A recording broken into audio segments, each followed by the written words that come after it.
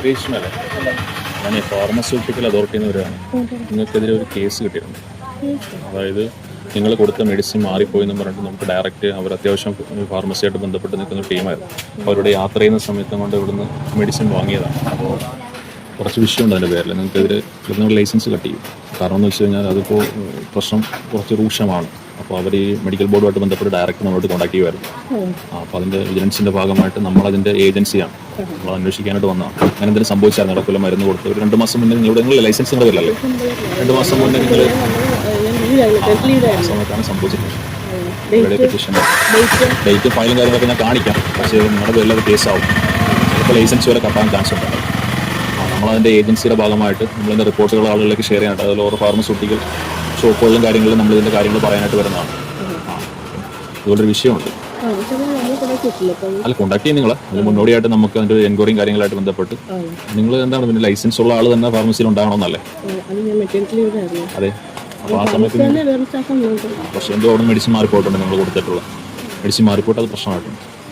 അത് പ്രശ്നമാണ് അവർക്ക്. എന്താ ചെയ്യുക?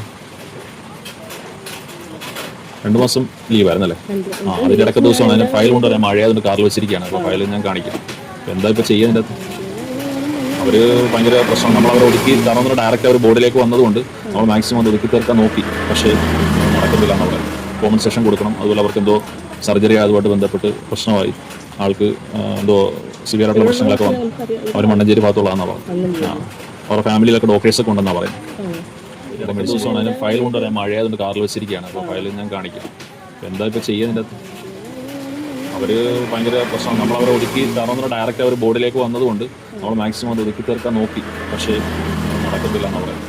കോമ്പൻസേഷൻ കൊടുക്കണം. അതുപോലെ അവർക്ക് എന്തോ സർജറി അതുമായിട്ട് ബന്ധപ്പെട്ട് പ്രശ്നമായി. ആൾക്ക് എന്തോ സിവിയർ ആയിട്ടുള്ള പ്രശ്നങ്ങളൊക്കെ വന്നു. അവർ മണ്ണഞ്ചേരി ഭാഗത്തുള്ളതെന്നാണ് പറയുന്നത്.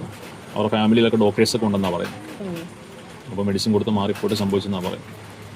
ഇതിപ്പോൾ അതിൻ്റെ അതാണ് നേരത്തെ കസ്റ്റമർ നിൽക്കുമ്പോൾ നമ്മളൊന്നും നിങ്ങളോട് പറയാൻ പാടില്ലല്ലോ. നിങ്ങൾക്ക് പിന്നീട് ദോഷം ഉണ്ടാകരുതല്ലോ. ഇത് കേസാവുമെങ്കിലും നിങ്ങൾക്ക് ഇത് പ്രശ്നം വരുമെങ്കിലും പിന്നീട് എന്തെങ്കിലും ഉണ്ടാകരുതല്ലോ എന്ന് കരുതിയിട്ടാണ്. ഹസ്ബൻഡ് ഉണ്ടോ?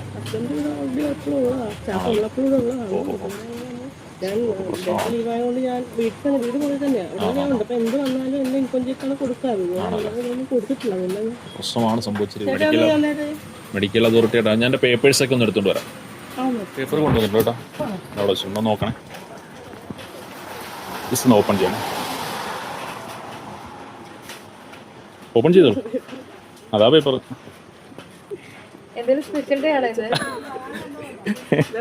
ബർത്ത്ഡേ ആണോ? Happy birthday.